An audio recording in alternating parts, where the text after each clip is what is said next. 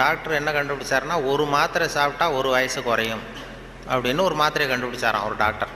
ஒரு மாத்திரை சாப்பிட்டீங்கன்னா ஒரு வயசு குறையும்.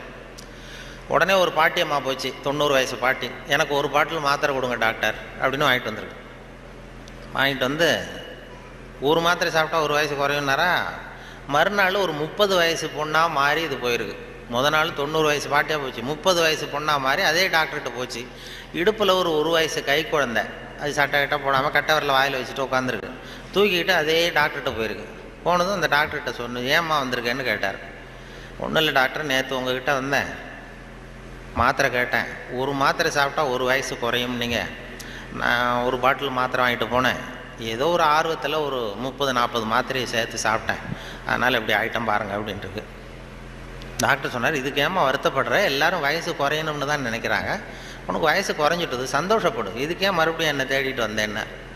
அப்போ இந்த அம்மா சொல்லிச்சான், என்னை பற்றி பரவாயில்ல டாக்டர், இடுப்பில் பாருங்கள் ஒரு வயசு கை குழந்தை, இது ரொம்ப ஆர்வத்தில் ஒரு 70-80 மாத்திரையை சாப்பிட்டுட்டுது, இது என் வீட்டுக்காரர்.